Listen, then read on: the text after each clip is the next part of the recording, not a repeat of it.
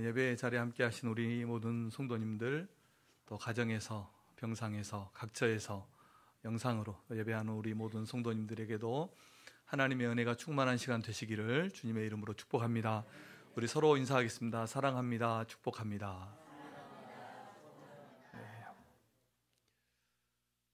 인간이 가지는 모든 이 합법적인 권위는 다 하나님께서 주신 것입니다. 부모님과 자녀, 또 남편과 아내, 또 형제, 그뿐만 아니라 이제 다 합해서 가정과 교회, 국가의 모든 권위는 하나님께서 주신 것이고, 그 권위를 존중하는 것은 하나님에 대한 본분입니다. 그러므로 우리 성도들은 우리가 처한 모든 곳에서, 가정이든지 교회든지 또 어떤 나라든지 어디에서든지 하나님께서 주신 그 권위에 순종하는 자들이 되어야 합니다. 하나님께서 처음 세상을 창조하시고 사람을 만드셨을 때 유일한 공동체는 가족이었습니다. 가족 공동체밖에 없었습니다. 그런데 인류가 타락한 후에 이제 두 제도가 더 주어졌는데, 그것이 교회와 국가입니다. 교회는 영적인 것을 담당하는 그런 기관이고, 국가는 육체적인 어떤 죄가 세상에 너무 관영하지 못하도록 그렇게 죄를 억제시키는 이런 곳이 국가입니다. 그래서 교회와 국가도 그 원뿌리는 가정에 있는 것이고, 가정에 기초를 두고 있는 것입니다. 그래서 성경에서 백성들을 다스리는 지도자들, 혹은 교회를 이끄는 지도자들을 아버지라고 이렇게 부른 이유가 거기에 있습니다. 고린도전서 4장 14절입니다. 함께 읽겠습니다. 시작. 내가 너희를 부끄럽게 하려고 이것을 쓰는 것이 아니라 오직 너희를 내 사랑하는 자녀같이 권하려 하는 것이라. 아멘. 그래서 교회의 지도자가 그 성도들을 향해서 자녀와 같이 권한다, 이렇게 말씀을 했고, 또 심지어는 아버지처럼 이렇게 부르기도 했습니다. 그래서 성경은 가정에서 우리가 부모님께 순종하듯이, 그리고 교회와 국가의 권위에도 순종해야 된다고 가르칩니다. 내 부모를 공경하라라는 이 계명은 넓은 의미에서 이렇게 하나님께서 세우신 모든 권위에 순종하는 것을 말씀하고 가르치고 있습니다. 10계명에서 내 부모를 공경하라라는 계명은 5계명인데, 하나님께서 이 5계명을 이제 주셨는데, 우리가 두 가지 질문을 해볼 수 있습니다. 왜 하나님께서 이 부모 공경이라는 말씀을, 계명을 10계명 안에 넣어 두셨는가라는 것입니다. 인간이라면 누구나 부모님을 공경하는 것을 당연하게 여기고, 어느 누구도 반대하지 않고, 사람이 사는 곳이면 다 부모님을 공경할 줄 그렇게 알고 그렇게 생각을 합니다. 그런데 이 10계명에 부모 공경이라는 계명을 왜 하나님께서 넣어 두셨을까? 우리가 좀 더 깊이 생각해 볼 문제이고, 또 하나의 질문은 부모 공경과 이 내 생명이 길리라 하는 이 약속의 말씀, 이 말씀에 어떤 논리가 성립하는지 저는 잘 모르겠어요. 실제로 부모를 공경하는 것이 어떻게 내 장수라고 볼 수 있는데, 내 생명이 길리라, 중간 단계는 다 건너뛰고 어떤 설명도 없이 이런 약속을 곁들이고 있는데, 말 그대로 효도하면 장수한다는 말인지, 오래 산다는 말인지, 아니면 다른 무슨 뜻이 있는지 우리가 질문을 가질 수가 있다는 것입니다. 아마도 사람에 대해서 지켜야 되는 계명이 5에서 10계명인데, 10계명 중에서 이 부모 공경의 계명을 가장 처음 5계명의 첫 번째 자리에 둔 것은 분명한 하나님께서 이 계명을 여기에 두신 것은 이유가 있을 것입니다. 그것은 먼저 부모 공경이 우리 인간이 인간으로서 살아가야 되는 그 모든 일의 가장 기본이기 때문입니다. 기초이기 때문입니다. 사람도, 건물도, 또 공부도, 어떤 것도 기초가 잘 되어 있어야 되잖아요. 그래서 가장 기본이기 때문에 사람이 사람에게 지켜야 되는 계명에서 가장 첫 번째 자리에 하나님이 두셨을 겁니다. 그리고 이것의 그 확장성, 그러니까 부모님을 공경하는 것이 모든 관계에 영향을 미친다는 겁니다. 요즘 우리가 심리학이 발달해서 어떤 상처가 있거나 삶에 문제가 있는 사람들을 이렇게 상담해보고 그들의 뿌리를 찾아가 보면 반드시 가정에 문제가 있었더라고요. 그래서 그 가정의 부모님과의 관계가 깨어져 있거나 부모님을 통해서 많이 고난을 받았거나 이런 사람들은 대인 관계에서도 또 사회생활에서도 많은 허점이 드러난다는 것을 요즘 과학이 밝혀내죠. 그래서 그 부모 공경이 이렇게 모든 관계에 영향을 미치기 때문에 아마 가장 기본적이고 가장 앞에 둔 그런 계명이었을 겁니다. 또 가장 기본이 되고 너무나 당연한 것인데, 부모 공경은 너무나 당연한 것인데 많은 사람들이 그것을 지키지 않기 때문에 하나님께서 이것을 십계명에 넣어두셨을 겁니다. 내 부모를 공경하라, 이렇게 오늘 12절은 말씀하고 있는데, 여기에서 공경하다라는 히브리어는 카베드라는 그런 단어입니다. 그래서 구약 성경에 그렇게 많이 등장하지 않은데 기본적인 뜻은 무겁다, 또 존귀하다, 많다, 이런 뜻을 가지고 있는데 오늘 본문에서는 능동 명령형을 가지고 있어요. 그러니까 반드시 존경하라, 이런 뜻입니다. 반드시 존귀하게 하라, 이런 절대적으로 존귀하게 하라, 이런 뜻을 가지고 있는 것입니다. 내 부모를 공경하라고. 특히 이 공경, 카베드라는 단어는 하나님을 영화롭게 한다, 하나님을 경배한다, 하나님을 경외한다, 그런 문맥에서 사용된 단어라는 것입니다. 많이 더 사용되지 않았지만 그 단어가 사용될 때는 그 하나님을 영화롭게 하고 하나님을 경배할 때 이 단어가 사용되었다는 것입니다. 시편 66편 2절입니다. 시작. 그의 이름의 영광을 찬양하고 영화롭게 찬송할지어다. 아멘. 여기서 영화롭게, 카베드라는 단어를 썼고요. 잠언 3장 9절입니다. 시작. 내 재물과 내 세소한물의 처음 익은 열매로 여호와를 공경하라. 아멘. 여기서 공경이 카베드라는 단어를 쓴 것입니다. 그러니까 우리가 이 공경, 부모님을 공경하라 라고 말했을 때 공경이라는 단어만 보더라도 하나님께서 부모 공경을 얼마나 중요하게 여기고 무겁게 다루고 있는가를 우리가 알 수 있는 것입니다. 그래서 부모님을 공경하되 우리는 하나님을 경배하듯이, 하나님을 공경하듯이 그렇게 부모님을 공경하라는 것입니다. 우리가 첫 번째로 부모 공경에 대해서 살펴보면서 첫 번째는 부모 공경은 계명이라는 것입니다. 너무나 당연한 것 같지만 상당히 의미가 있는 것입니다. 부모 공경은 계명이다. 한번 따라하겠습니다. 부모 공경은 하나님의 계명입니다.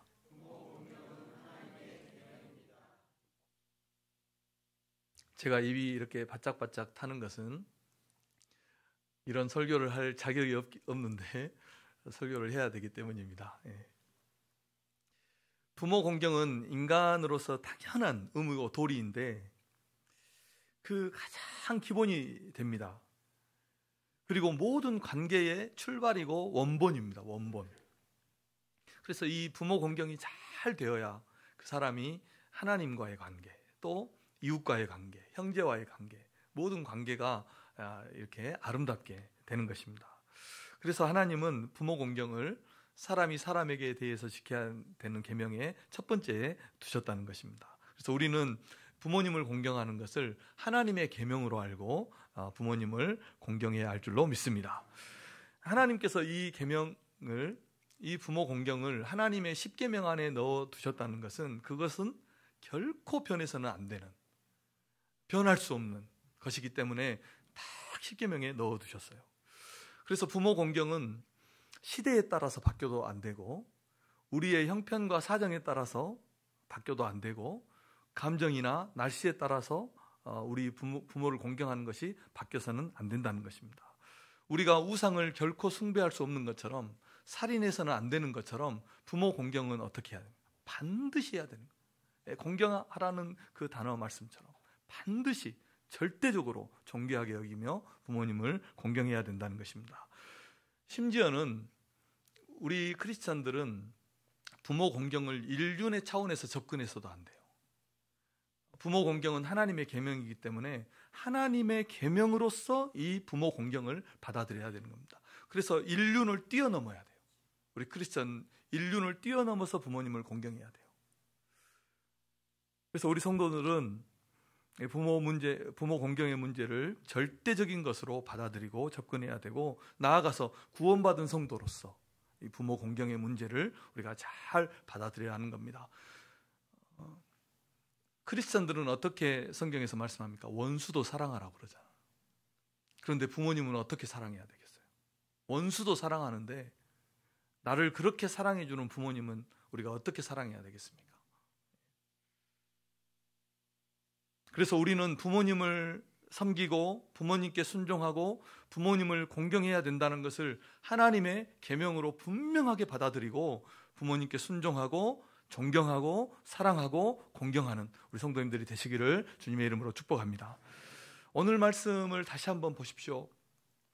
내 부모를 공경하라 이렇게 말씀했어요. 누구의 부모입니까? 너의 부모를 공경하라 이렇게 말씀하셨습니다. 우리가 공경해야 될 그분은 다른 누구의 부모가 아니라 우리의 부모, 나의 부모인 겁니다. 너의 부모를 공경하라, 너희 부모를 공경하라 이렇게 말씀하고 있는 것입니다. 나를 낳아주셔서 내 생명의 뿌리이고 내 생명의 근원이에요. 그리고 다 다르겠지만 부모님이 우리를 키우시는 환경이 다 다르고 다 다르겠지만 우리가 오늘 어머니의 그 마음, 그 노래처럼, 노래 가사말처럼 우리를 기르실 때 손발이 다 닳도록 그렇게. 그런데 지금도 우리 부모님은 할 수만 있다면 우리에게 모든 것을 다 주려고 하시는 그런 분입니다. 어떻게 해야 되겠습니까? 다른 사람은 몰라줘도 그 자녀는 알아주어야 되죠, 부모님을. 그리고 사랑하고 존경하고 공경해야 되는 것입니다. 그 은혜를 알아주고 그렇게 공경해야 되는 것입니다. 잠언 23장 22절입니다. 시작. 너를 낳은 아비에게 청종하고 내 늙은 어미를 경히 여기지 말지니라. 아멘. 잠언 23장 25절입니다. 시작. 내 부모를 즐겁게 하며 너를 낳은 어미를 기쁘게 하라. 아멘. 너를 낳은 아비에게 청종하고 너를 낳은 어미를 기쁘게 하라 이렇게 말씀했습니다. 왜 하나님은 부모 공경을 계명으로 주셨을까? 창조할 때는 어떤 기록된 계명이 필요가 없었어요. 왜냐하면 그 하나님의 법을, 이 십계명을 도덕법이라 하는데 법을 인간의 양심에 기록해 주셨기 때문입니다. 그래서 그 하나님의 부모 공경의 계명을 양심에 딱 기록해 두셨어요. 그래서 사람이 하나님의 법을 모르는 사람도, 세상에 하나님을 모르는 사람도 부모 공경해야 된다는 것은 다 아는 거예요. 왜냐하면 하나님께서 우리 양심에 기록해 두시고, 또 모세 시대에는 하나님께서 친히 손으로, 십계명은 하나님이 친히 손으로 쓴 계명입니다. 친히 손으로 써가지고 우리에게 이 계명을 주신 것은 그 이유가 있습니다. 왜 그러냐면 우리 인간의 연약함 때문입니다. 우리의 죄성 때문입니다. 유대인들에게는 고르반이라는 제도가 있었습니다. 이 고르반이라는 제도는 헌금, 헌물이라는 그런 뜻인데, 하나님을 더 잘 섬기자, 하나님께 더 우리가 풍성하게 드리자, 이런 의도로 만들어진 계명인데, 나중에 어떻게 했냐면 우리가 우리의 제물로 부모님을 섬겨야 되는데 이 제물을 하나님께 드렸습니다 라고 고르반 선언하면 부모님을 섬기지 않아도 된다, 이렇게 가르친 거예요. 그러니까 하나님을 그렇게 사랑하고 그것을 십계명으로 받고 그 하나님의 백성이라고 말한 사람들도 어떻게 했습니까? 조그만 틈이 생기면 하나님의 계명을 어기는 거예요. 양심을 거스리는 거예요. 그래서 당연히 마땅하게 순종하고 존경하고 공경해야 될 그 부모를 공경하지 않는 거예요. 양심에도 기록하고 계명으로도 분명하게 하나님이 기록하신 그 계명대로 부모를 공경하지 않는 거예요.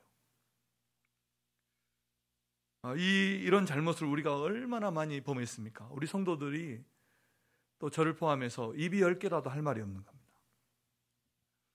예수님을 믿는 성도들은 이렇게 해서는 안 됩니다. 우리 성도들은 세상의 풍조가 어떻게 바뀌든지, 우리의 형편과 사정이 어떠하든지 어떻게든지 부모님을 사랑하고 존중하고 순종하고 부모님을 공경해야 하는 것입니다. 하나님의 계명으로 이 말씀을 분명하게 받고 부모님을 공경하는 우리 성도님들 되시길 바랍니다. 누가는 예수님에 대해서 말씀하면서 누가복음 2장 51절에서 이렇게 말씀했습니다. 예수께서 함께 내려가사 나사렛에 이르러 순종하여 받드시더라. 이렇게 말씀했습니다. 이때가 예수님이 12살 때입니다. 12살 때인데 자신이 하나님의 아들이라는 것을 예수님이 알았어요. 예루살렘 성전에 올라가서 내가 내 아버지의 집에 있어야 될 줄을 어머니 아버지 모르셨습니까? 이렇게 말하셨어요. 그런데 나사렛이라는 동네로 다시 내려가셔서 그 육신의 부모님께 어떻게 했습니까? 순종하여 받들었다, 이렇게 말씀하고 있는 것입니다. 우리 성도님들도 예수님처럼 그 예수님이 계명을 온전하게 하고 그 온전한 뜻대로 부모님을 받들어 섬긴 것처럼 우리의 이 무뎌진 마음, 또 세속적인 마음, 세상의 풍조를 따라가는 이런 마음, 그리고 우리의 생각대로, 우리의 형편대로, 우리의 사정대로, 우리의 감정대로 부모님을 섬겼던 그런 잘못이 있다면 그 잘못 하나님 앞에 회개하고 우리 주님처럼 부모님을 순종하고 받들어 섬기는 우리 성도님들 되시기를 주님의 이름으로 축복합니다. 두 번째로, 부모 공경은 하나님의 계명인데 약속이 있는 하나님의 계명입니다. 약속이 있는 계명이라는 겁니다. 사도 바울은 부모 공경의 계명을 이렇게 인용하면서 조금 해석을 더했어요. 이렇게 말씀을 했습니다. 에베소서 6장 1절에서 3절입니다. 함께 읽겠습니다. 시작. 자녀들아, 주 안에서 너희 부모에게 순종하라. 내 아버지와 어머니를 공경하라. 이것이 약속이 있는 첫 계명이니 이로써 내가 잘 되고 땅에서 장수하리라. 아멘. 약속이 있는 첫 계명이라 이렇게 말씀하셨습니다. 그래서 오늘 12절에 내 부모를 공경하라. 그리하면 내 하나님 여호와가 내게 준 땅에서 내 생명이 길리라. 이 약속을 하나님이 이 계명에 약속을 덧붙여 주셨다 하는 것입니다. 그래서 너희가 부모를 공경하면 내가 땅에서 장수하는, 너희의 생명이 길게 되는 이런 축복을 너희에게 주겠다, 이렇게 약속을 하셨다는 것입니다. 그래서 그리하면 이것은 조건이죠. 너희가 너희 부모를 공경하면 땅에서 잘 되게 하고 또 너희의 생명이 길게 되는 장수의 축복을 너희에게 주겠다, 이렇게 약속을 하셨다는 것입니다. 그래서 성경이 또 하나님께서 부모 공경을 얼마나 중요하게 생각했다면 그 축복에 대해서 말씀하면서 조건을 달고 잘 되고 장수의 축복을 주겠다, 하나님께서 조건까지, 약속까지 하시면서 이 계명을 우리에게 주셨다는 것입니다. 그러므로 성도는 부모님을 공경하는 것을 가장 중요하게 여기고 하나님의 계명으로 뿐만 아니라 이 부모 공경의 계명을 축복의 계명으로, 축복의 보고로, 축복의 창고로 알고 부모님을 공경하는 성도님들이 되어야 할 줄로 믿습니다. 그래서 부모님을 기쁘게 섬겨서 공경해서 하나님이 약속하신 이 땅에서 잘 되는 축복과 장수의 축복을 받아 누리는 우리 성도님들 되시기를 주님의 이름으로 축원합니다. 부모님은 우리 자녀들에게는 축복의 통로입니다. 부모님을 통해서 하나님은 우리에게 생명을 주셨고 삶을 주셨습니다. 거기에 더해서 부모를 공경하면 땅에서 잘 되게 하신다고 말씀하시고 장수하는 축복을 주신다, 이렇게 약속을 하신 것입니다. 그래서 부모님은 우리 곁에 오래 계셔야 되고 오래 계실수록 좋은 것이고, 그리고 부모님을 잘 섬겨서 하나님의 축복을 받아야 할 줄로 믿습니다. 부모님은 우리가 하나님께 받을 수 있는, 복을 받을 수 있는 최고의 선물 아닙니까? 부모님을 공경하고 하나님께 복을 받는 거예요. 이것보다 좋은 게 어디가 있겠어요? 부모님을 공경하고 하나님께 복을 받는 거예요. 부모님을 기쁘시게 하면 하나님께 복을 받는 것입니다. 하나님은 우리가 자녀를 사랑하면 축복해 주신다고 말씀하지 않았어요. 그런 약속은 없어요. 그런 약속은 할 필요도 없어요. 그냥 저절로 돼요. 그냥 되는 거예요. 자녀 사랑은. 그런데 자녀 사랑은 너무 과해서 지나쳐서 문제가 되죠. 그런데 부모님을 공경하면 축복을 주신다고 약속하고 있어요. 그것은 왜냐하면 그냥 되지 않기 때문이에요. 그것은 노력이 필요해요. 힘을 써야 돼요. 내 감정이 허락하지 않아도 그것은 힘을 내야, 힘을 써야, 노력해야 부모 공경은 되기 때문에 부모를 공경하면 내가 축복해 주겠다, 이렇게 약속하신 거예요. 어떤 인질범이 할머니를 납치해서 그 할머니 집에 전화번호를 알아가지고 전화를 했어요. 1,000만 원을 가져오면 인질을 풀어주겠다. 그러니까 며느리가 전화를 받더니 어림없는 소리 하지 말아라. 그렇게 할 수 없다. 그러니까 그렇게 하지 않으면 내 시어머니를 다시 데려다 주겠다. 그러니까 얼른 계좌를 불러달라고 했다는 겁니다. 예전에 이런 말들이 있었죠. 아들 하나 둔 부모는 뒷방에서 죽고 아들 둘 둔 부모는 거리에서 죽는다. 왜냐하면 큰아들 집, 작은아들 집 왔다 갔다 하다가 교통사고로 죽는데요. 부모님을 모시기 싫어하는 이 세대를 잘 풍자한 그런 이야기들입니다. 많은 분들이 이런 이야기를 합니다. 언제 사람이 철이 드느냐? 부모님이 떠나고 나서 철이 든대요.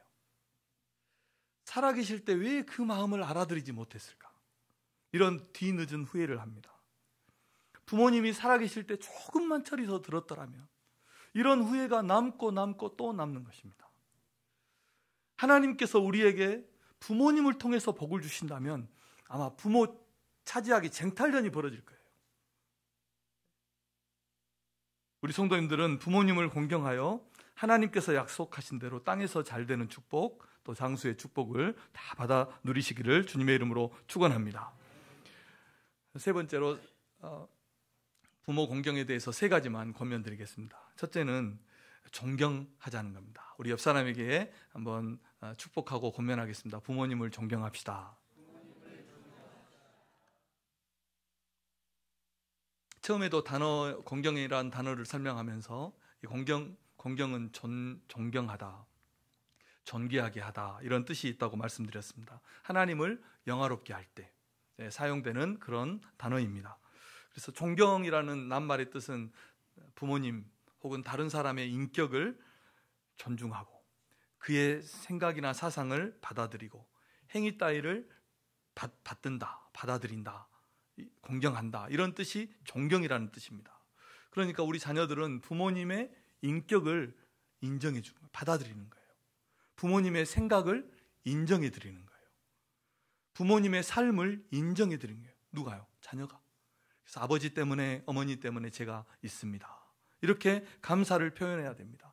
이런 존경이 우리 자녀들에게는 필요한 것입니다. 제가 지난주에 엄마라고 부를 걸 더 오래 부를 걸라는 그 책을 다는 읽지 못했는데 한 중간까지 읽었는데 그 아나운서 출신이 책을 쓴 건데 자기 어머니에 대해서 쓴 겁니다. 1929년 어머니가 생인데 뭐 일제 강점기 전쟁 해방 다 이제 경험한 그 어머니의 이야기들 큰 일도 있지만 그 책에 보면 아주 작은 이야기들 예를 들면 미역국, 능소화 제목들이 다 그렇게 되어 있어요. 능소화, 매실 이야기, 재봉틀, 숙주나물, 토끼뿔, 미나리, 김장, 홍어, 유성온천 간일 이런 일들을 기록을 소소한 이야기들을 다 기록해 놓은 겁니다. 그렇게 해서 9남매를 키우셨고 얼마나 어렵게 사셨는가를 자기도 체험하고 또 엄마가 살면서 겪었던 일들 자기가 태어나기 전부터 이런 이야기들을 다 듣고 조금 이야기로 이렇게 풀어낸 그런 책인데 그 책을 읽으면서 제가 느낀 감정이 있었어요. 야, 어머니 아버지 이야기를 좀 더 그 앞에 앉아서 많이 들어드릴 걸 이런 생각이. 이분은 책을 쓰기 위해서도 억지로라도 들었겠지만 무엇이 바쁜지 엄마 앞에 잠시도 앉아있지 못하고 아버지 앞에 잠시도 앉아있지 못하고 그 이야기를 듣지 못했는가 이런 생각들이 들더라고요. 자녀는 부모님을 존귀하게 여겨야 됩니다. 부모님의 일생을 받아들여야 돼요. 그리고 인정해 드려야 됩니다. 그리고 감사해야 됩니다. 어머니 앞에 오래도록 앉아서 그분들의 이야기를 들어드리세요. 어떻게 살아왔는지. 그것이 우리가 부모님께 드려야 될 공경입니다. 두 번째로는 순종하자는 겁니다. 한번 따라하겠습니다. 순종합시다. 에베소서 6장 1절입니다. 읽겠습니다. 시작.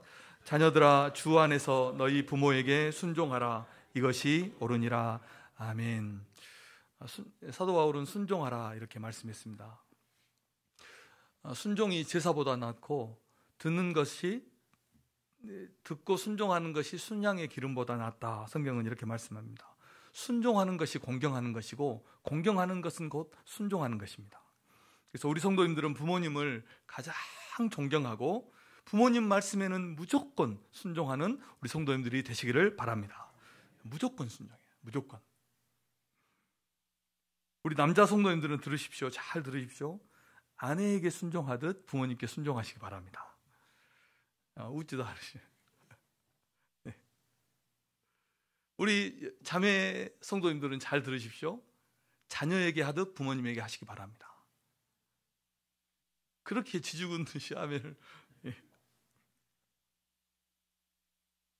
그리고 순종하되 말씀하지 않는 마음의 소리에까지 순종하셔야 돼요. 3대 거짓말이 있다고 합니다. 장사꾼들이 미치고 판다는 것, 처녀가 시집가지 않는다는 것, 그리고 늙으면 죽어야지 이렇게 말하는 것. 3대 거짓말이 있죠. 늙으면 죽어야지, 그런 생각 아무도 안 한대요. 나이가 들수록 삶에 대한 애착이 더 강해진다는 겁니다. 그래서 건강해야 되고 옷과 외모도 부모님 꾸며드리고 그렇게 해야 되는 겁니다. 바쁜데 오지 마라 그렇게 말해도 어때요? 목사 이제 신방에서 그 자녀들 이번에 옵니까? 아니면 뭐 명절이나 이렇게 물어보잖아요. 그러면 지레 겁먹고 목사님이 물어볼 것 같아서 제가 오지 말라고 했습니다, 목사님. 물어보지도 않았는데. 예. 그런데 오면은 얼마나 좋아하시는지 몰라요. 오지 마라 해놓고 아무것도 사오지 마라, 다 새하얀 거짓말입니다. 예. 같이 여행 갈까요? 어머니, 아버지 이렇게 몇 번 물어보라고요? 3번 물어보래요. 3번.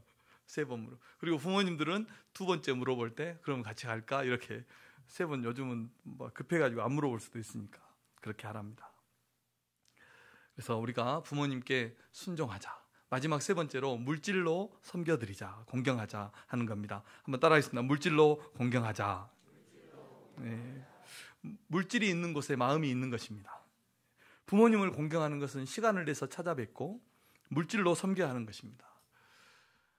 제 아내의 조카가 얼마 전에 결혼을 했어요. 한 달도 안 된 것 같아요. 결혼을 했는데 결혼을 하고 이제 첫 어버이날이 온 거죠. 와가지고 부모님 뭐 생일도 겹치고 그렇게 해서 이제 찾아뵙고 아웃백에 가서 맛있는 식사를 대접해 드리고 케이크 하나만 주고 갔대요. 뭐가 빠졌습니까? 용돈이 빠졌어요. 용돈이 빠진 것 같아요. 그래서 제가 생각해 보니까 케이크 쓰레기통에 안 들어간 게 다행이더라고요. 그래서 실망도 하고 이제 막 결혼했기 때문에 몰라서 그랬겠지 하면서 이제 아들에게 전화를 한 거예요. 전화를 해가지고 교육도 시킬 겸 그래도 어버이날이나 명절이나 이럴 때는 부모님께 꼭 찾아뵙고 인사도 드리고 용돈도 드리고 그렇게 해야 된다 하고 아주 강하게 이렇게 가르쳤는데 아들이 가만히 듣고 있다가 엄마 케이크 안 열어봤어? 그래 물어보더래요. 너 같으면 열어보겠냐 이 말이 나올 수도 있었겠지만 그래서 케이크를 열어보니까 그 안에 테이프로 예쁘게 붙여가지고 돈이 이렇게 나왔대요. 그래서 너무 좋아가지고 그 영상을 퍼뜨렸다. 저도 봤습니다. 용돈 안 받아도 사랑합니다. 그런데 자녀들이 물질로 또 시간으로 이렇게 섬겨드리면 너무너무 기뻐하시고 대견해 하시는 것입니다. 성경은 너를 낳은 부모님을 기쁘게 하라고 이렇게 말씀했어요. 그래서 우리가 부모님을 기쁘시게 하면 하나님도 기뻐하시는 겁니다. 그리고 그 자녀들에게 하나님의 축복을 부어 주시는 것입니다. 자, 말씀의 결론입니다. 내 부모를 공경하라. 주님은 이렇게 말씀했습니다. 우리 옆 사람에게 그렇게 축복하고 권면하겠습니다. 내 부모를 공경합시다. 부모님을 공경하면 하나님께서 주신 땅에서 내 생명이 길리라 이렇게 약속을 했습니다. 부모 공경하는 것은 개인의 축복을 넘어서 우리의 땅에, 우리가 사는 지역에, 우리의 가정에, 그리고 우리의 후손들에게 축복이 가는 거예요. 개인의 축복만을 넘어서는 거예요. 내 땅에서, 하나님이 너에게 준 땅에서 내 생명이 길리라. 그 나라까지 하나님께서. 그래서 구약에서는 부모님을 공경하지 않고 순종하지 않는 자를 어떻게 했습니까? 그 성읍의 모든 사람이 다 돌로 쳐서 죽였어요. 부모님을 모욕한다거나 그렇게 한 사람을요. 사형이었습니다. 사형. 왜냐하면 그 부모 순종하지 않는 악이 온 성읍에 퍼지기 때문입니다. 신명기 27장 16절입니다. 시작. 그의 부모를 경홀히 여기는 자는 저주를 받을 것이라 할 것이요 모든 백성은 아멘 할지니라. 아멘. 잠언 30장 17절입니다. 아비를 조롱하며 어미 순종하기를 싫어하는 자의 눈은 골짜기의 까마귀에게 쪼이고 독수리 새끼에게 먹히리라. 아멘. 자, 우리 마지막으로 레위기 19장 3절 말씀을 함께 읽겠습니다. 시작. 너희 각 사람은 부모를 경외하고 나의 안식일을 지키라. 나는 너희의 하나님 여호와이니라. 아멘.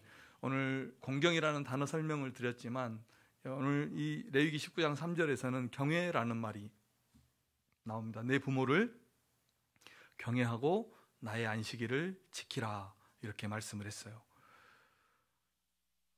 경외라는 야레라는 동사는 하나님을 경외한다 할 때 쓰는 동사죠. 오직 하나님께만 쓰이는 단어예요.